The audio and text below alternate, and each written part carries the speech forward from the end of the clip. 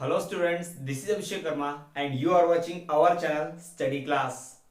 So students, मैं हूं अभिषेक वर्मा और आप देख रहे हैं यूट्यूब पे one of the best educational channel study class, जहां आज मैं आपके लेकर आया हूं एनटीएससी के बारे में। जी हां स्टूडेंट्स, आज हम डिस्कस करने वाले इस वीडियो लेक्चर में एनटीएससी एग्जाम के बारे में। हम देखेंगे कि एनटीएससी एग्जाम के लिए एलिजिबिलिटी क्राइटेरिया क्या होता है, साथ ही साथ एनटीएससी एग्जाम में सिलेक्शन प्रोसेस क्या होती है, पेपर पैटर्न कैसा आता है, और तो हम ये भी देखेंगे कि इसका सिलेबस क्या है और कौन सी रेफरेंस बुक सबसे अच्छी रहेगी एनटीएससी के एग्जाम के प्रिपरेशन के लिए। तो स्टूडेंट्स, यदि आप मेरे चैनल पर नए हैं तो फटाफट मेरे चैनल को सब्सक्राइब कर दीजिए और बेल आइकॉन को नोटिफिकेशन को ऑल पर रख दीजिए, ताकि मैं जब भी कोई इस तरह की इंफॉर्मेटिव वीडियो लाऊं तो आपको फटाफट वीडियो सबसे पहले मिल जाए। तो चलिए स्टूडेंट्स, बिना किसी और देरी के शुरू करते हैं। तो जैसा कि स्टूडेंट्स आप सभी जानते हैं कि एनटीएससी यानी कि नेशनल टैलेंट सर्च एग्जामिनेशन एक ऐसी स्कॉलरशिप बेस्ड एग्जामिनेशन है जो हर साल एनसीईआरटी बोर्ड के द्वारा कंडक्ट की जाती है। जी हाँ, NTSC is conducted by NCERT. इसमें 2 स्टेजेस होते हैं। इसमें जो पहला स्टेज होता है वो स्टेट बोर्ड कंडक्ट करता है, जबकि दूसरा स्टेज जो होता है वो एनसीईआरटी बोर्ड कंडक्ट करता है। पहले स्टेज को क्वालिफाई करने के बाद आप सेकंड स्टेज में जा सकते हैं।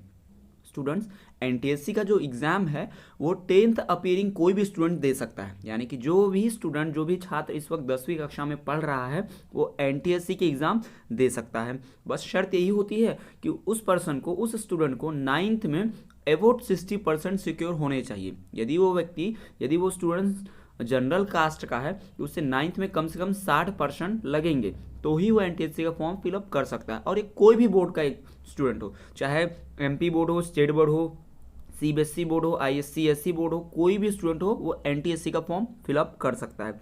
और साथ ही साथ जो एससी एसटी की कैटेगरी के स्टूडेंट्स होते हैं उनके लिए 55% की क्राइटेरिया रखा गया है। अगर उनको 9th में 55% मिला था तो वो एनटीएससी का फॉर्म फिलअप कर सकते हैं। और 10th के इस वक्त जो जनरल के स्टूडेंट्स होंगे, जनरल कैटेगरी के, वो 60% पे एनटीएससी का फॉर्म फिलअप कर सकते हैं। तो स्टूडेंट्स, ये एनटीएससी के बारे में था कि क्राइटेरिया क्या होता है, कौन इसमें अप्लाई कर सकता है, कौन नहीं कर सकता। तो इसमें गर्ल्स बॉयज़ के साथ कुछ भी इशू नहीं है, सभी को फीस जो लगती है वो सेम लगती है, अप्लाई कर सकते हैं।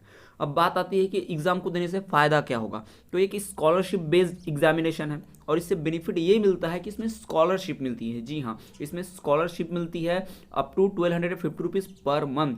आप जब 10th की एग्ज़ाम पास कर लेंगे, यानी कि आपने एनटीएससी एग्ज़ाम दी, एनटीएससी पास कर लिया और 10th भी पास कर लिया, तो उसके बाद इस एग्ज़ाम को क्वालिफाई करने के बाद आपको 11th-12th में स्कॉलरशिप मिलेगी। जी हाँ, आपको स्कॉलरशिप मिलेगी पर मंथ आपको 1250 रुपये स्कॉलरशिप मिलेगी। ठीक, उसके बाद हम देखते हैं कि इसमें क्वालिफाइंग स्टेज कैसा होता है, कैसे इसमें एग्ज़ाम दी जाती है। तो स्टूडेंट्स, पहला जो होता है स्टेज वो एमसीक्यू होता है। एमसीक्यू मतलब पहले इसमें सिर्फ ऑब्जेक्टिव क्वेश्चंस आते हैं जिसमें आपको सॉल्व करने होते हैं, जिसमें लगभग 100 क्वेश्चंस आते हैं 90 मिनट्स में और 100 मार्क्स में। ठीक, स्टेज 1 जो है नवंबर में आयोजित करा जाती है, लेकिन अभी कोविड-19 के कारण जो है इस सिचुएशन जो है पोस्टपोन हो चुकी है और अभी जो एग्ज़ाम है स्टेज 1 वो नवंबर में नहीं होने वाली है। तो अब इसका न्यू डेट आ गया है, तो जो न्यू डेट है वो 13 दिसंबर 2020 है। जी हाँ स्टूडेंट्स, इस बात को नोट कर लीजिए कि एनटीएससी के स्टेज 1 का जो न्यू डेट है वो 13 दिसंबर 2020 है एमपी बोर्ड के लिए।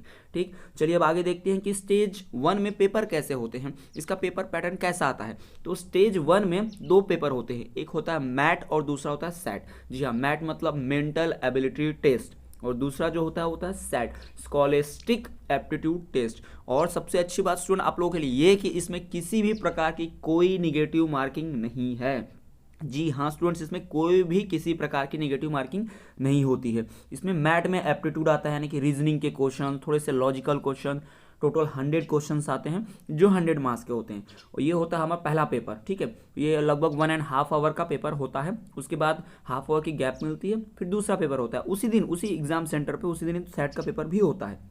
तो सेट के पेपर में 3 सब्जेक्ट से क्वेश्चन आते हैं। सोशल साइंस से 40 मार्क्स के 40 क्वेश्चन, ठीक है, और मैथ्स से 20 क्वेश्चन, साइंस से 40 क्वेश्चन। तो वो बहुत इंपॉर्टेंट है आपके लिए। मैथ्स और आपका सोशल साइंस और जो भी साइंस है बहुत इंपॉर्टेंट है। इसमें पहला स्टेज जो है वो कंडक्ट कराया जाता है स्टेट बोर्ड के द्वारा। और स्टूडेंट्स ये जान लीजिए कि स्टेट बोर्ड अगर करा रहा है कंडक्ट तो स्टेट बोर्ड सबसे ज़्यादा सोशल साइंस अपने बुक से देता है, यानी कि स्टेट बोर्ड की जो बुक होगी उससे सोशल साइंस बहुत ज़्यादा आएगा।